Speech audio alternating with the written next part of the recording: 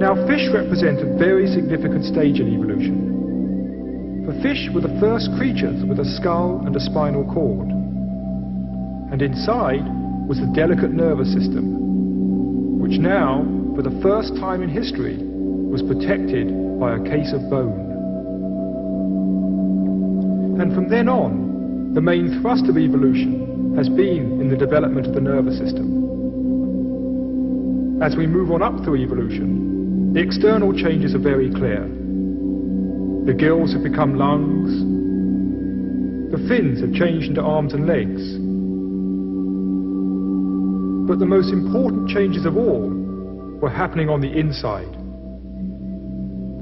The nervous system has become unfathomably complex. And today, the most complex nervous systems known on this planet are to be found in dolphins and whales.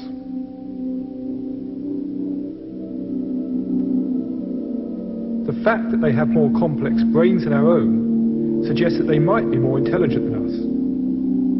Though what they do with that increased capacity, we do not as yet really know. Leaving them aside for now, let us consider the second most complex nervous system on this planet, the human nervous system. One of the unique attributes of the human mind is our ability to study the world around and understand it. It is this which underlies our science, our technology, and the whole of human culture. We are, as we have seen, the product of this long evolutionary journey, through the evolution of matter and stars, through the evolution of life and simple organisms, to the stage where now, with us, evolution has reached the crucial stage of complexity whereby it can look back on the universe. Whether we are studying a stone, a leaf, or looking out into the heavens, we are the universe's way of beginning to explore itself. We are a star's way of exploring the stars. And the same can be said of our inner reflections. When we turn our attention inwards and begin to explore our own minds and discover deeper levels within ourselves, we are the universe beginning to investigate its inner dimensions.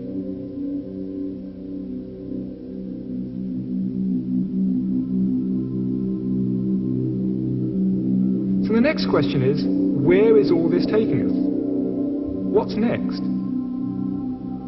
In the long term, over millions of years, we will probably see various physical changes, such as our brains growing even larger.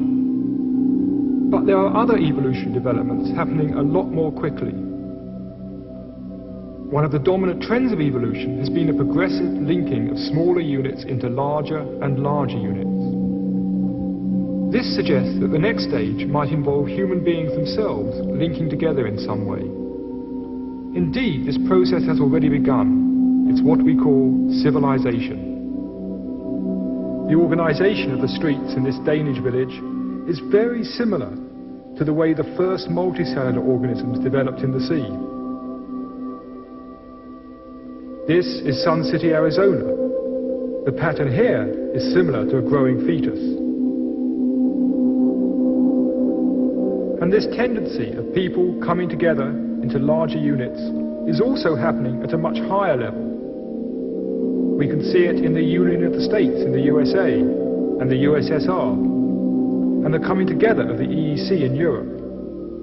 This is the natural drift of evolution, and its end result would seem to be the whole of humanity beginning to function as one single community. As well as this linking at a physical level, we are also beginning to link together at a deeper level. As a result of the information explosion, telecommunications, and the birth of computer networks, we are beginning to exchange information with each other wherever we may be. We are beginning to share our thinking. We are beginning to connect up mentally. We are beginning to link mind to mind. And as we begin to understand each other, an even deeper level of linking is occurring. A linking of soul to soul. we are beginning to appreciate our essential unity and oneness. So the next stage of evolution could be humanity beginning to link together, physically and mentally, beginning to work and function on many different levels as an integrated system.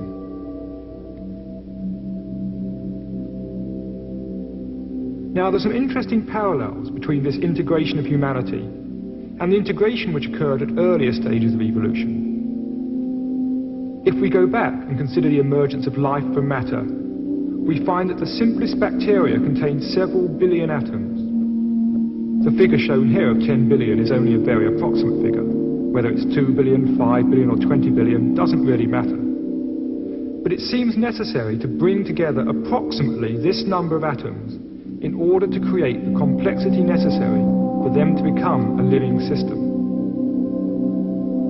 Similarly, if we look at the next leap in evolution, the evolution of intelligent consciousness, we find it again takes several billion nerve cells linked together in the human brain to produce the reflective consciousness characteristic of humanity, though again the figure is not meant to be exact.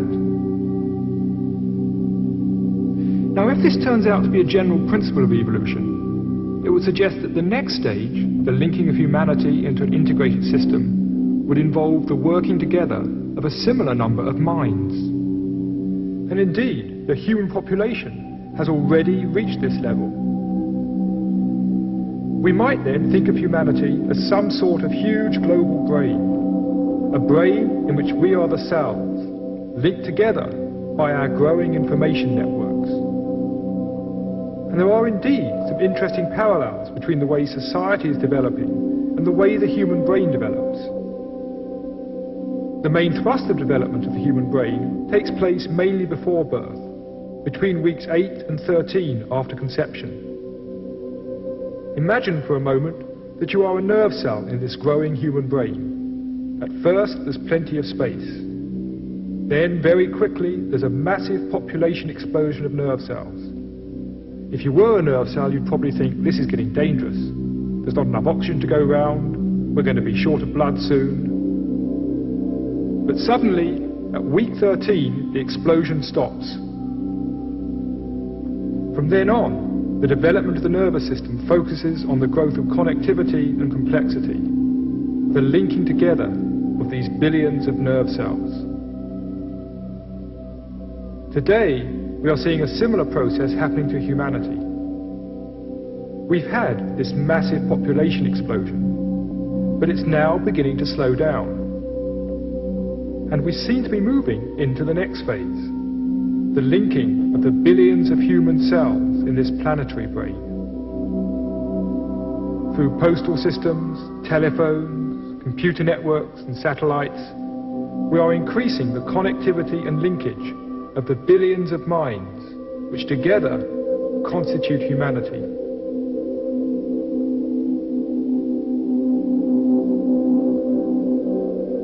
Now, all that I've spoken of so far is the good news. The bad news is that our rapid development is also threatening the welfare of the planet. In some respects, we seem to be very much like a planetary cancer.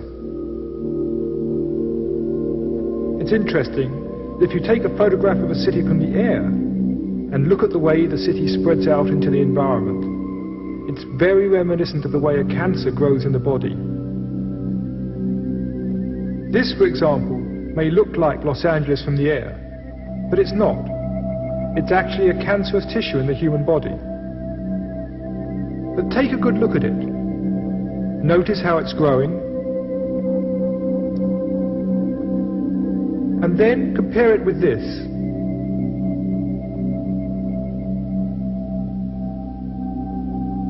Now, the similarity is more than just in appearance. If you go back and look at what causes the cancerous tendency in the individual, and at what causes a similar tendency in society, we find that underneath are very similar principles. Let's look first at why a cell in the body becomes cancerous. In the center of each cell are the genes. They contain the information that keep you functioning as a